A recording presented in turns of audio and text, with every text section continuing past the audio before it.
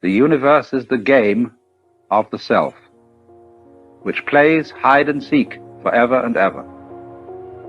When it plays hide, it plays it so well, hides so cleverly, that it pretends to be all of us and all things whatsoever, and we don't know it because it's playing hide. But when it plays seek, it enters onto a path of yoga, and through following this path, it wakes up, and the scales fall from one's eyes. Now, in just the same way, the center of Buddhism, and the only really important thing about Buddhism, is the experience which they call awakening. Buddha is a title and not a proper name. It comes from a Sanskrit root, Bud, and that sometimes means to know, but better, waking. And so you get from this root, Bodhi, that is the state of being awakened. And so Buddha, the awakened one, the awakened person.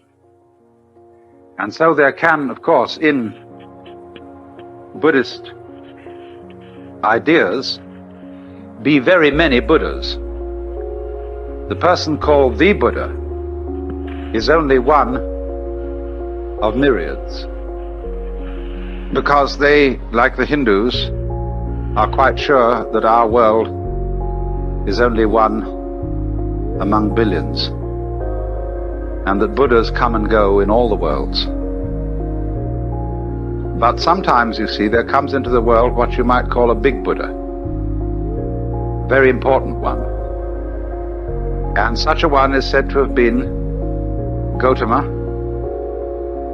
the son of a prince living in northern India, in the part of the world we now call Nepal, living shortly after 600 BC. All dates in Indian history are vague, and so I never tried to get you to remember any precise date, like 564, which some people think it was. But just after 600 BC is probably right. Most of you, I'm sure, know the story of his life. But the point is that when in India a man was called a Buddha or the Buddha,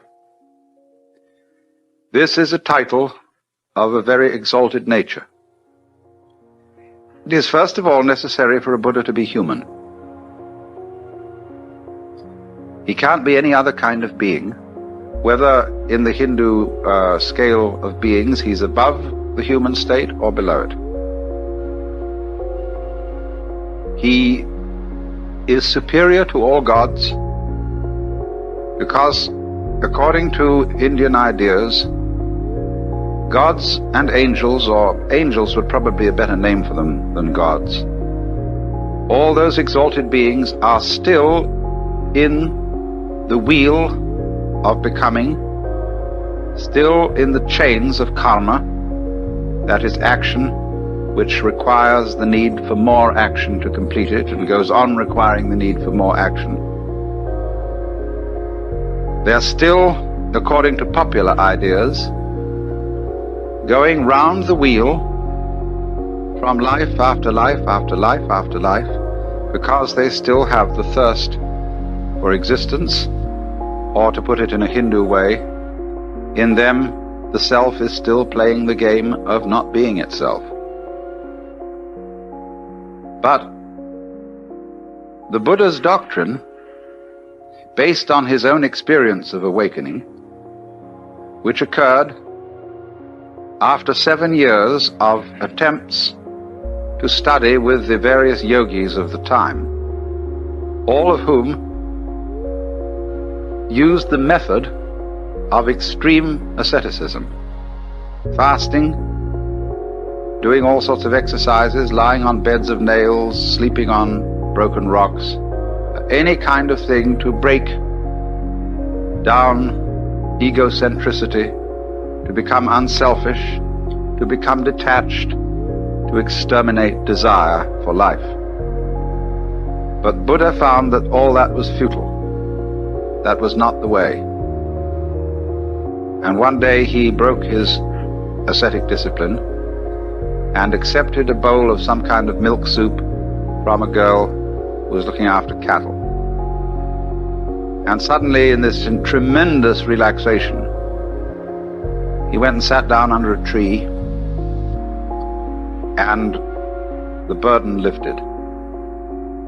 He saw completely that what he had been doing was on the wrong track. You can't make a silk purse out of a sow's ear. And no amount of effort will make a person who believes himself to be an ego be really unselfish. So long as you think and feel that you are a somewhat contained in your bag of skin, and that's all, there is no way whatsoever of your behaving unselfishly. Oh yes, you can imitate unselfishness. You can go through all sorts of highly refined forms of selfishness, but you're still tied to the wheel of becoming by the golden chains of your good deeds, as the obviously bad people are tied to it by the iron chains of their misbehaviors. You know how people are when they get spiritually proud. They belong to some kind of a church group or an occult group and say, we are the ones who have, of course, the right teaching. We're the in-group, we are the elect, and everybody else outside is really off the track. But then comes along someone who one-ups them by saying, well, in our circles we're very tolerant, and we accept all religions and all ways as leading to the one. But what they're doing is they're playing the game called, we are more tolerant than you are. You see, and in this way, the egocentric being is always in his own trap. So Buddha saw that all his yoga exercises and ascetic disciplines had just been ways of trying to get himself out of the trap in order to save his own skin, in order to find peace for himself. And he realized that that is an impossible thing to do because the motivation ruins the project. He found out then, you see, that there was no trap to get out of except himself. Trap and trapped are one. And when you understand that, there isn't any trap left. I'm going to explain that, of course, more carefully.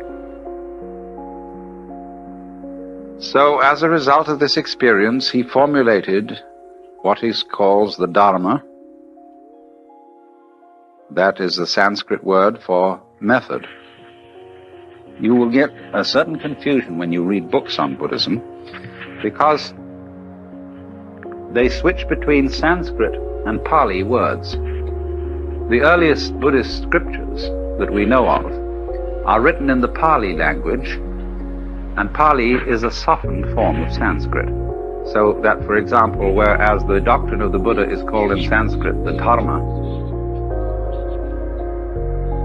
but in Pali and in many books of Buddhism you'll find the Buddha's doctrine described as the Dhamma. And so in the same way, karma in Sanskrit becomes in Pali kamma. Buddha remains the same.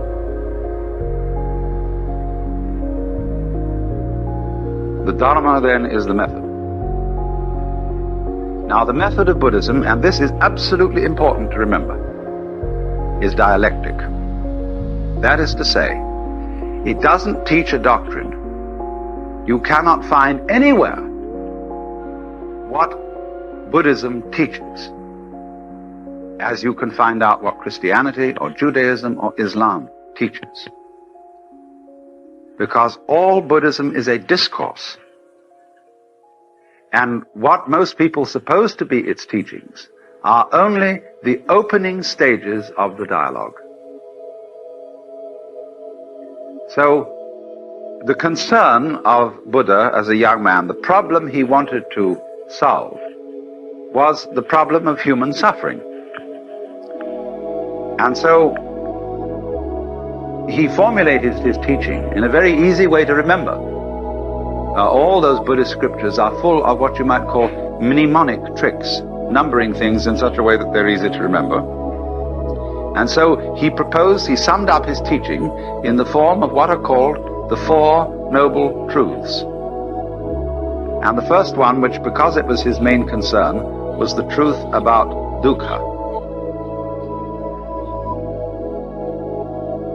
Dukkha, suffering, pain, frustration, chronic dis-ease. It is the opposite of sukha, which means sweet, pleasure, etc.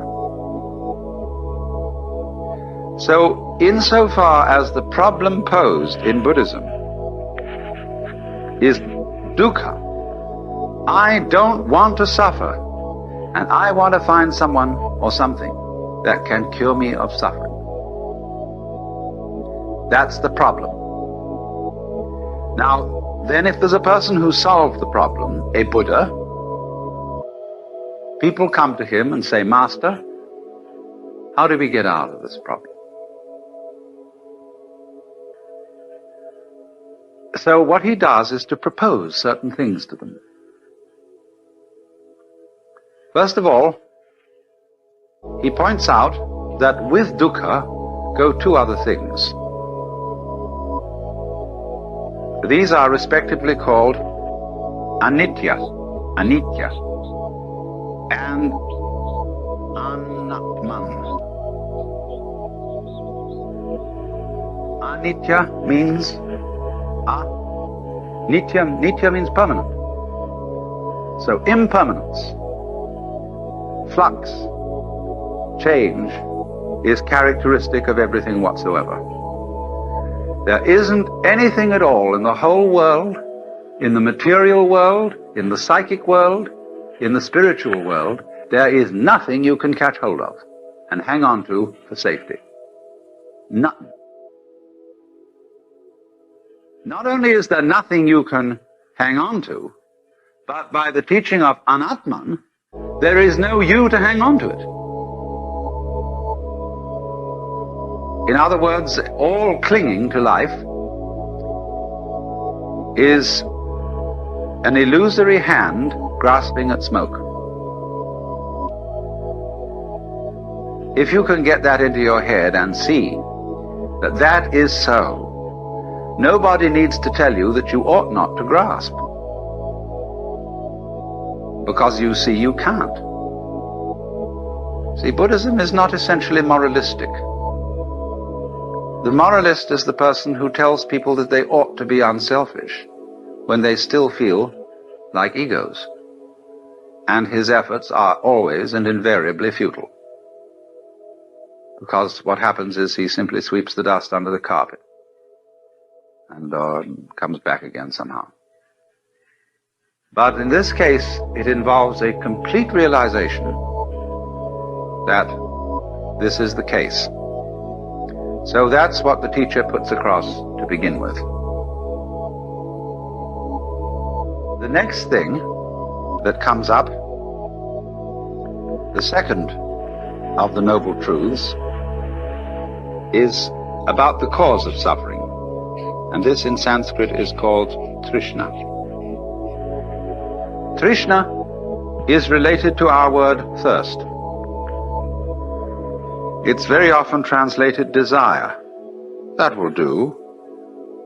Better perhaps is craving, clinging, grasping, or even, to use our modern psychological word, blocking.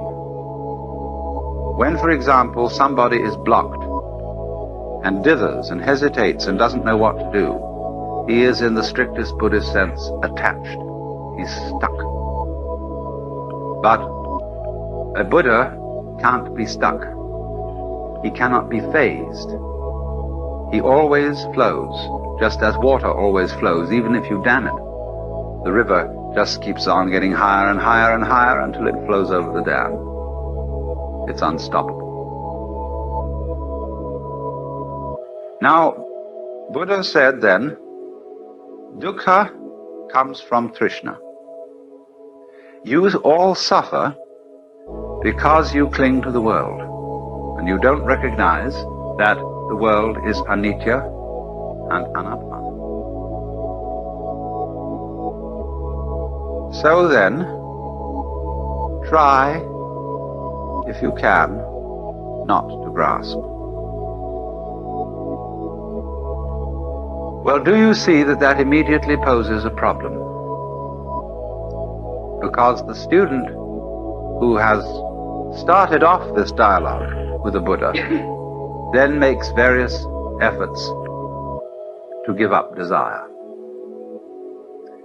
upon which he very rapidly discovers that he is desiring not to desire. And he takes that back to the teacher, who says, well, well, well. He said, of course, you are desiring not to desire, and that's, of course, excessive. All I want you to do is to give up desiring as much as you can. Don't want to go beyond the point of which you're capable. And for this reason, Buddhism is called the middle way. Not only is it the middle way between the extremes of ascetic discipline and pleasure-seeking, but it's also the middle way in a very subtle sense. Yes, don't desire to give up more desire than you can. And if you find that a problem, don't desire to be successful in giving up more desire than you can. You see what's happening? At every time he's returned to the middle way, he is moved out of an extreme situation. Now then, we'll go on. We'll cut out what happens in the pursuit of that method until a little later. The next truth in the list is concerned with the nature of release from dukkha. And so number 3 is nirvana. Nirvana is the goal of Buddhism. It's the state of liberation corresponding to what the Hindus call moksha. The word means blow out. And it comes from the root nivritti. Now, some people think that what it means is blowing out the flame of desire. I don't believe this. I believe that it means breathe out rather than blow out. Because if you try to hold your breath, and in Indian thought, prana, breath, is the life principle. If you try to hold on to life, you lose it. You can't hold your breath and stay alive. It becomes extremely uncomfortable to hold on to your breath. And so in exactly the same way, it becomes extremely uncomfortable to spend all your time holding on to life. What the devil is the point of surviving, going on living, when it's a drag? But you see, that's what people do. They spend enormous efforts on maintaining a certain standard of living, which is a great deal of trouble. You know, you get a nice house in the suburbs, and the first thing you do is you plant a lawn. You've got to get out and mow the damn thing all the time. and you buy expensive this, that, and soon you're all involved in mortgages, and instead of being able to walk out in the garden and enjoy it, you sit at your desk looking at all the books and filling out this, that, and the other, and paying bills and answering letters. What a lot of rot. But you see, that is holding on to life. So, translated into colloquial American, nirvana is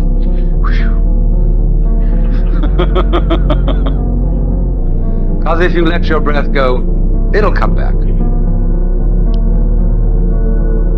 So, nirvana is not annihilation.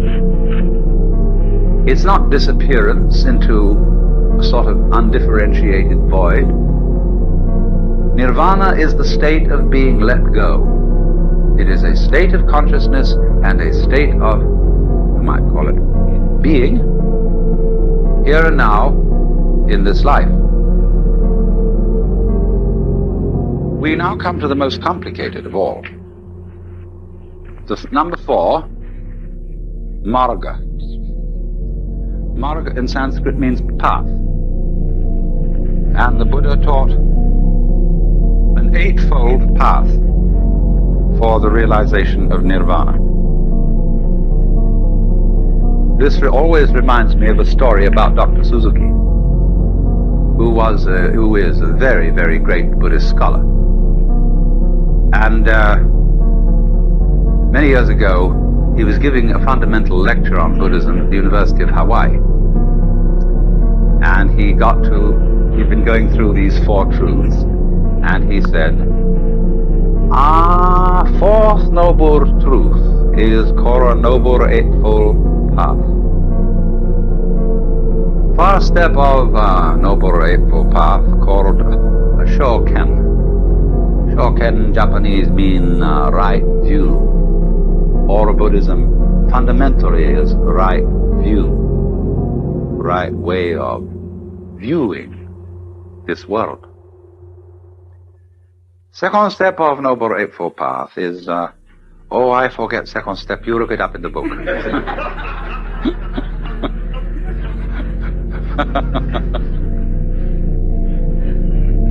Oh, well, I'm going to do rather the same thing. What is important is this. The Eightfold Path is really got 3 divisions in it. The first are concerned with understanding. The second division is concerned with conduct. And the third division is concerned with meditation. And every step in the path is preceded by the Sanskrit word samyak, in which sam is the key word. Pali samma.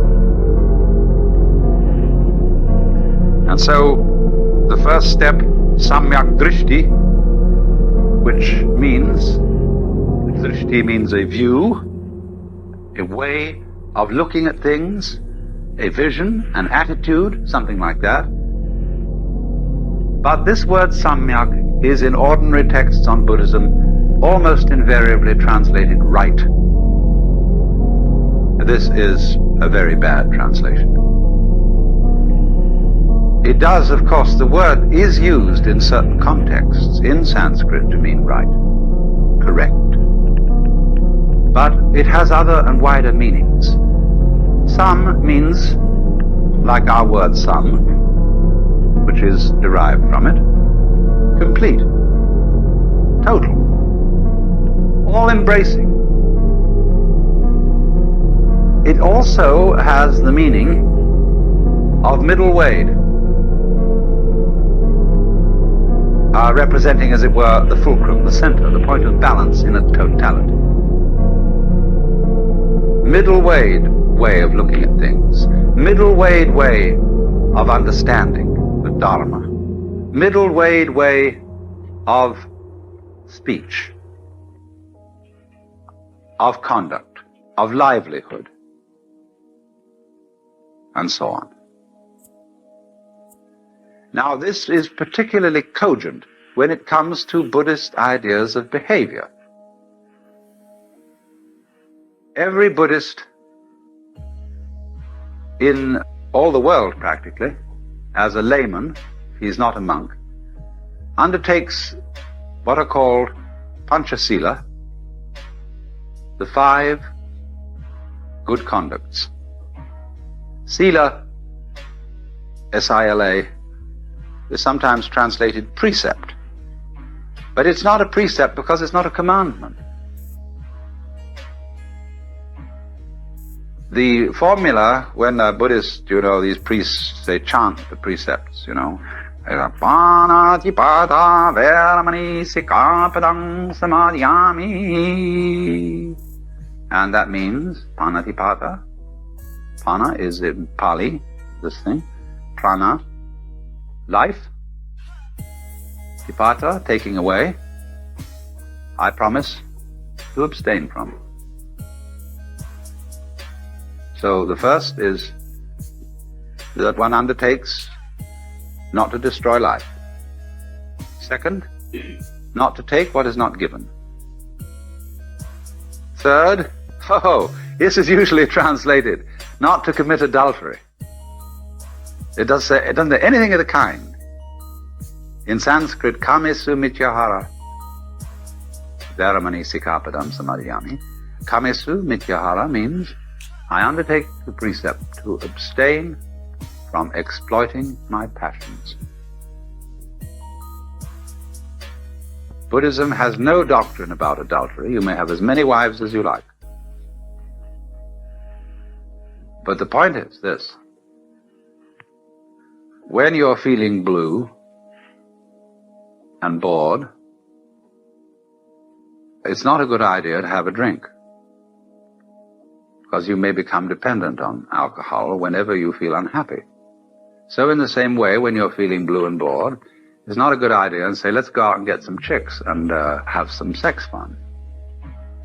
That's exploiting the passions. But it's not exploiting the passions, you see.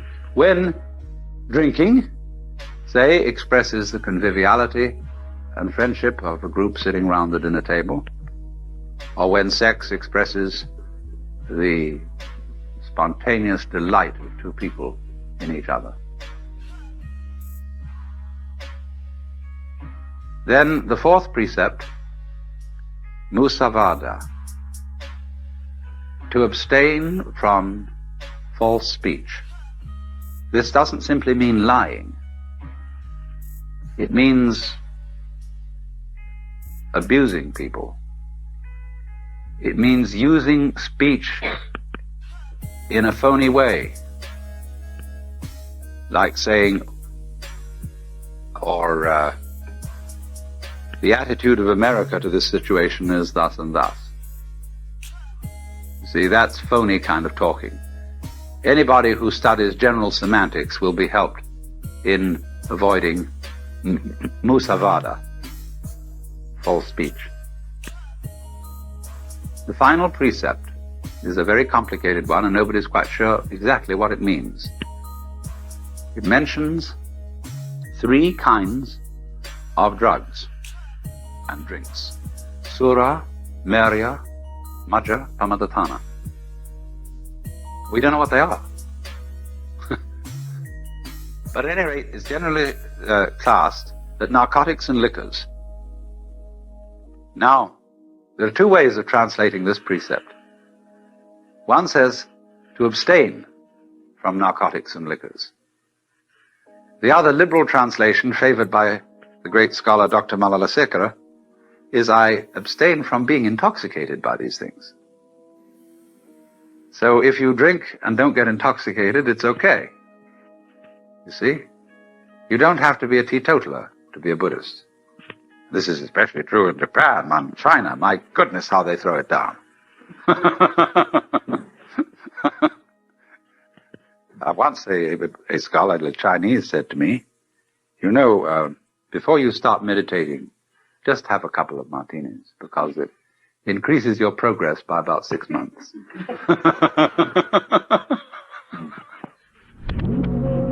Well, now you see, these are, as I say, they are not commandments, they're vows.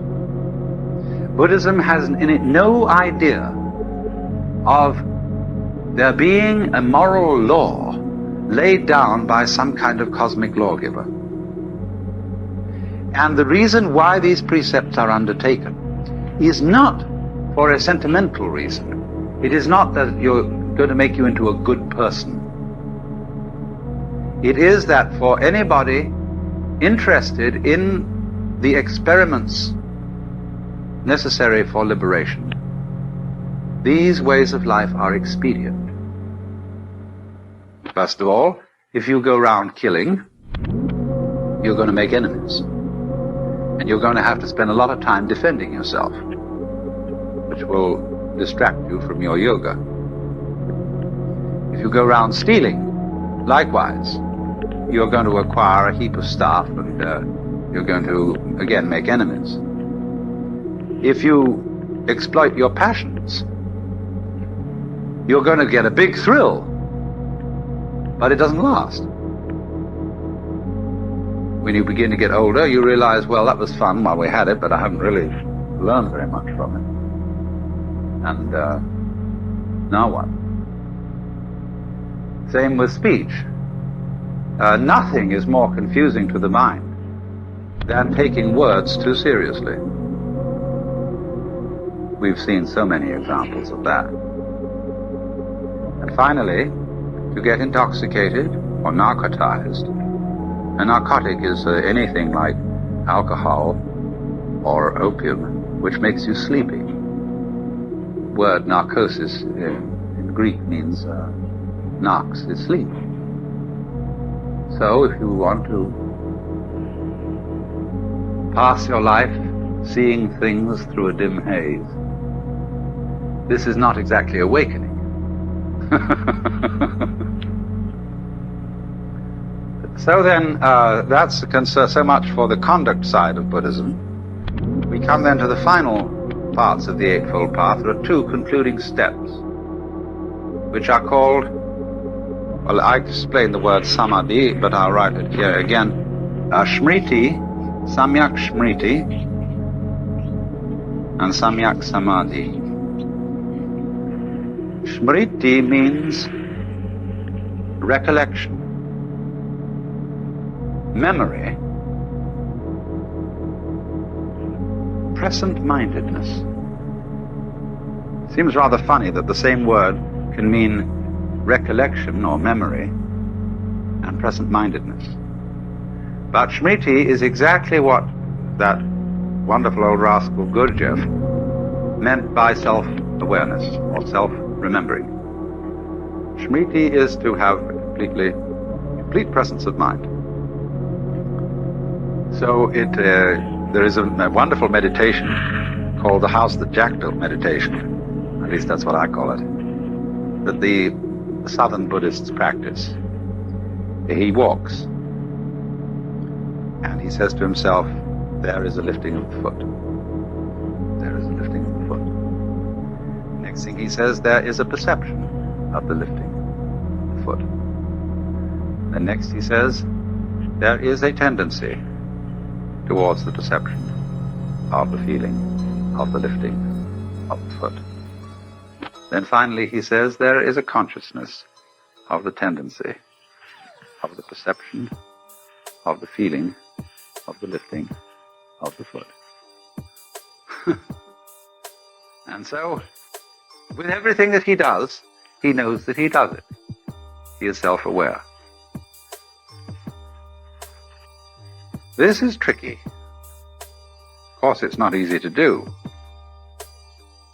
But as you practice this, I'm going to let the cat out of the bag, which I suppose I shouldn't do.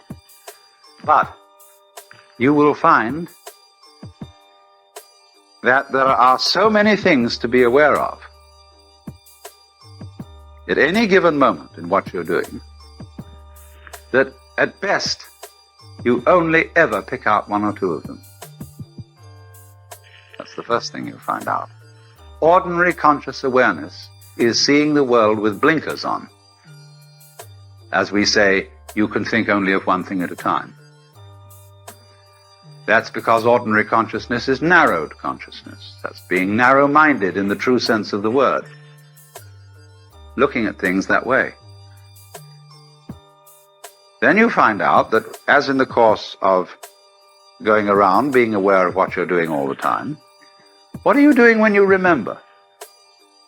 Or when you think about the future? I'm aware that I'm remembering. I'm aware that I'm thinking about the future. But you see, what eventually happens is you discover that there isn't any way of being absent-minded. All thoughts are in the present and of the present. And when you discover that, you approach samadhi. Samadhi is the complete state, the fulfilled state of mind. And you will find many, many different ideas among the sects of Buddhists and Hindus as to what samadhi is. Some people call it a trance. Some people call it a state of consciousness without anything in it, knowing with no object of knowledge. Some people say that it is the unification of the knower and the known. All these are varying opinions. I had a friend who was a Zen master, and he used to talk about samadhi. And he said a very fine example of samadhi is a fine horse rider. When you watch a good cowboy, he is one being with the horse. So an excellent driver in a car makes the car his own body, and he absolutely is with it. So also a fine pair of dancers. They don't have to shove each other to get one to do what the other wants him or her to do. They have a way of understanding each other, of moving together as if they were Siamese twins. That's samadhi, on the physical, ordinary, everyday level. The samadhi of which Buddha speaks is the state which is, as it were, the gateway to nirvana, the state in which the illusion of the ego as a separate thing disintegrates. Now, when we get to that point in Buddhism, Buddhists do a funny thing, which is going to occupy our attention for a good deal of this seminar. They don't fall down and worship. They don't really have any name for what it is that is, really and basically. The idea of anatman, of non-self, is applied in Buddhism not only to the individual ego, but also to the notion that there is a self of the universe, a kind of impersonal or personal God. And so it is generally supposed that Buddhism is atheistic. It's true, depending on what you mean by atheism. Common or garden atheism is a form of belief. Namely, that I believe there is no God. The atheist positively denies the existence of any God. All right. Now, there is such an atheist, if you put a dash between the and theist, or speak about something called an atheos. Theos in Greek means God. But what is a non-God? A non-God is an inconceivable something or other. I love the story about the debate in the Houses of Parliament in England, when, as you know, the Church of England is established and therefore under the control of the government. And the high ecclesiastics had petitioned Parliament to let them have a new prayer book. And somebody got up and said, it's perfectly ridiculous that Parliament should decide upon this because, as we well know, there are quite a number of atheists in these benches. And somebody got up and he said, oh, I don't think there are really any atheists here. We all believe in some sort of a something somewhere.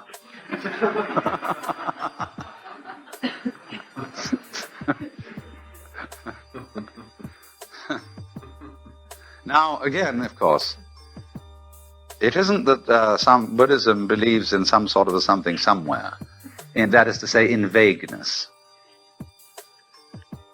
Here is the point. If you believe,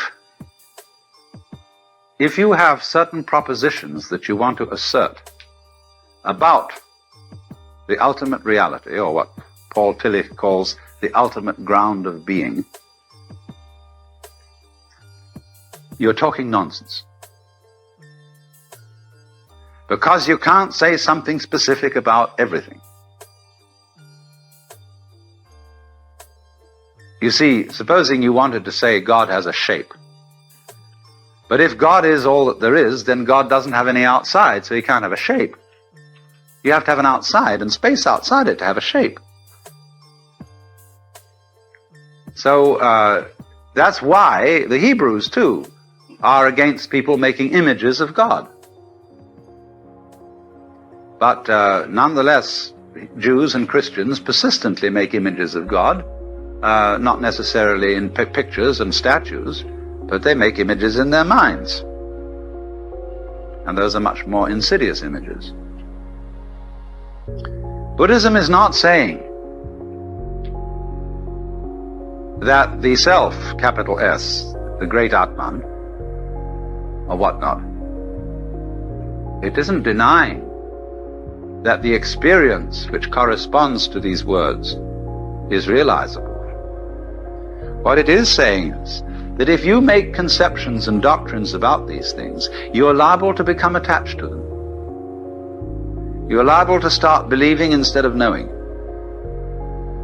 So they say in Zen Buddhism, the doctrine of Buddhism is a finger pointing at the moon. Do not mistake the finger for the moon. Also, we might say in the West, the idea of God is a finger pointing at God. But what most people do is, instead of following the finger, they suck it for comfort. And so Buddha chopped off the finger. And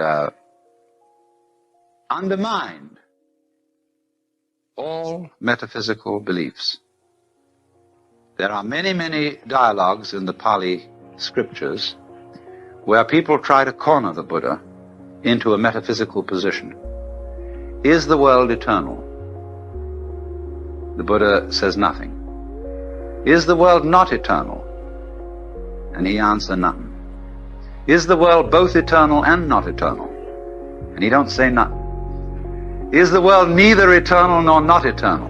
And still he don't say nothing. He maintains what is called the noble silence, sometimes later called the thunderous silence. Because this silence, this metaphysical silence, is not a void. It is very powerful. The silence is the open window through which you can see, not concepts, not ideas, not beliefs, but the very goods. But if you say what it is that you see, you erect an image and an idol, and you misdirect people. It's better to destroy people's beliefs than to give them beliefs. I know it hurts, but it is the way. That is what cracks the eggshell and lets out the chick. Of course, if you want to stay in the eggshell, you can, but you'll get addled.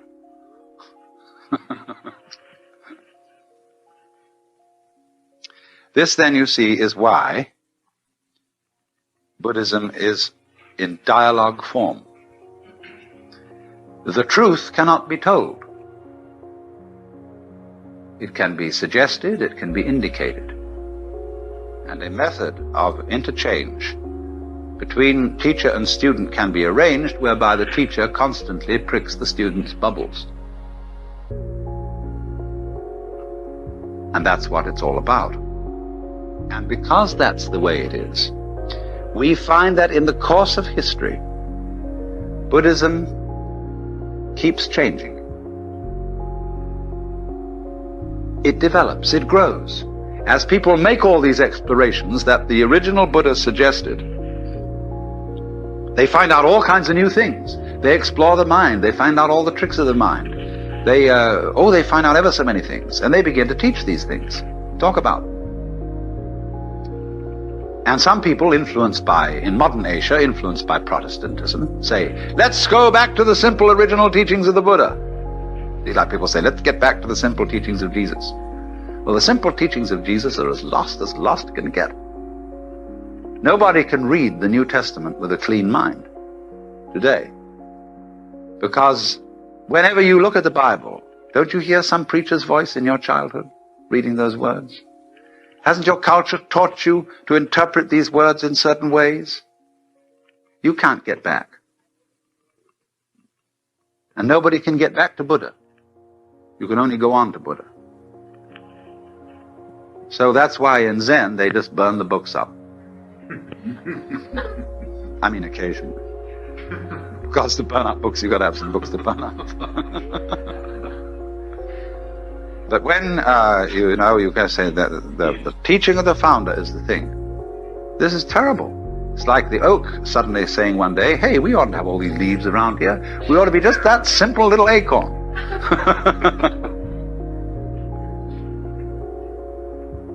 No, a living tradition grows. But what it does is this. As it grows, say it grew from a seed, an acorn, keeps dropping off new acorns. Don't go back to the old acorn, you get a new one. And that becomes a new seed for another tree. This is fine. Now, let me just warn you. The scholarly study of Buddhism is a magnum opus beyond belief. There are two collections of Buddhist canonical scriptures. One is in Pali.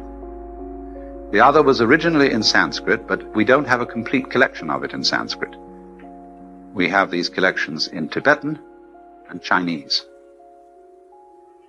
Bigger than the Encyclopedia Britannica, as a matter of fact. So it's a formidable enterprise to get into the Buddhist scriptures, and what's more, most of them are unbelievably boring. They were written by monks with plenty of time to pass on wet afternoons during the monsoon. And they repeat, and they elaborate, and they are full of kind of preparatory, you know how in the silly trick in radio they have of giving a fanfare to introduce the program. So in the same way, these scriptures have fanfares in which all sorts of Buddhas are introduced, and beings, and they're all described, and where they were assembled, and how many of them there were, and where they were sitting, and what kind of vows they made, and all this jazz. And then finally a few pearls of wisdom are dropped by the Buddha, or else they sometimes go on for pages and pages of actually very, very subtle and very profound discourse that is not dull if you have a penchant for that kind of thing. But I warn you, don't try too hard to read the Buddhist scriptures. It's all right to read the Dhammapada, which are sayings of the Buddha. It's all right to read the Diamond Sutra. It's all right even to read the Surangama Sutra or the Lankavatara. But when you get mixed up with the larger Prajnaparamita and all those things, you're in deep water. So you see, from time to time, Buddhists get tired of the scriptures. Actually, they keep them in a revolving bookcase in some monasteries. Think about so high, so wide, it revolves. And instead of reading all this stuff, you're supposed to be able to acquire as much merit as you would from reading it all by twirling the bookcase around once. In Zen monasteries, They have an annual ceremony for reading the scriptures, but they are printed like an accordion. In other words, the pages are connected to each other zigzag, and then they have board on the back and the front, so that you can pick one up and go like that, you know? Like a slinky moves. And so each monk is assigned a pile of the volumes. This happens once a year. And they all chant sections of the scripture. Very often each monk chants a different one. And while they're doing this, they pick up a volume and go click and put it down on the other side. Pick up the next one, click. And this is the annual reading of the scriptures. There's a wonderful picture of this being done in Suzuki's book, The Training of the Zen Buddhist Monk. So you see, Buddhists are funny about scriptures. They don't treat them the way Christians treat the Bible. They respect them. They occasionally read them. But they feel that the written word, is purely incidental. It is not the point. And indeed, it can be a very serious obstacle. Zhuangzi, a Taoist sage, once said, just as a dog is not considered a good dog just for being a good barker, a man is not considered a good man just for being a good talker. So we have to watch out for the traps of words. You must understand, as one of the fundamental points of Buddhism, the idea of the world as being in flux. I gave you the Sanskrit word anitya as one of the characteristics of being, emphasized by the Buddha along with anatman, the unreality of a permanent self, and dukkha, the sense of frustration. Dukkha really arises from a person's failure to accept the other two characteristics, lack of permanent self and change. You see, in Buddhism, the feeling that we have of an enduring organism, I meet you today and I see you, and then tomorrow I meet you again and you look pretty much as you looked yesterday, and so I consider that you're the same person. But you aren't. It's not really. When I watch a whirlpool in a stream, here's the stream flowing along, and there's always a whirlpool, like the one at Niagara. But that whirlpool never really holds any water. The water is all the time rushing through it. In the same way, a university, the University of California, what is it? The students change at least every 4 years. The faculty changes at a somewhat slower rate. The building changes. They knock them down and put up new ones. The administration changes. So what is the University of California? It's a pattern, a doing of a particular kind. And so in just precisely that way, every one of us is a whirlpool in the tide of existence. And we are in every cell in our body, every molecule, every atom is in constant flux, and nothing can be pinned down. You know, you can put bands on pigeons or migrating birds and identify them and follow them and find out where they go. But you can't tag atoms, much less electrons. They have a curious way of appearing and disappearing. And one of the great puzzles is, in physics, what are electrons doing when we're not looking at them? Because our observation of them has to modify their behavior. We can't see an electron without putting it in an experimental situation where our examination of it in some way changes it. What we would like to know is what it's doing when we're not looking at it. Does the light in the refrigerator really go off when we close the door? But this is fundamental, you see, to Buddhistic philosophy, the philosophy of change. From one point of view, change is just too bad. Everything flows away.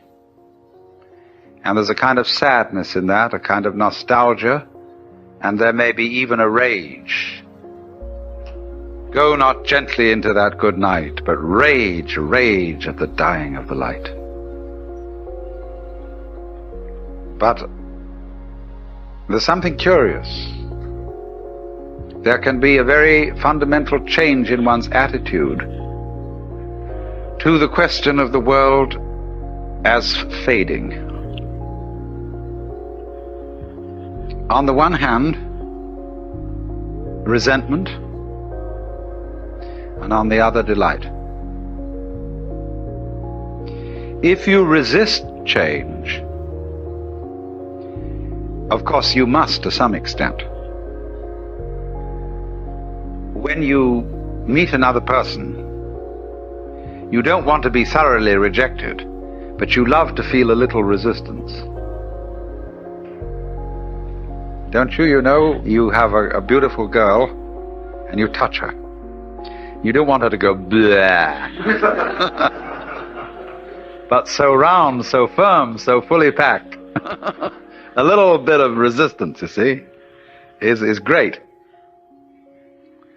So there must always be resistance in change, otherwise there couldn't be even change. There'd just be the world would go, and that'd be the end of it. But because there's always some resistance to change, there is a wonderful manifestation of form. There is a dance of life. But the human mind, as distinct from most animal minds, is terribly aware of time. And so we think a great deal about the future, and we know that every visible form is going to disappear and be replaced by so-called others. Are these others others, or are they the same forms returning?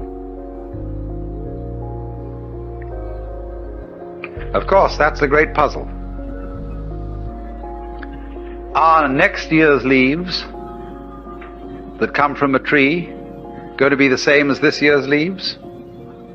What do you mean by the same? They'll be the same shape, they'll have the same botanical characteristics, but you'll be able to pick up a shriveled leaf from last autumn and say, look at the difference. This is last year's leaf, this is this year's leaf.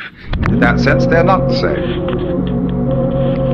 What happens when any great musician plays a certain piece of music? He plays it today, and then he plays it again tomorrow. Is it the same piece of music, or is it another? In the Pali language, they say, na cha so, na cha anno, which means not the same, and yet not another. So, in this way, the Buddhist is able to speak of reincarnation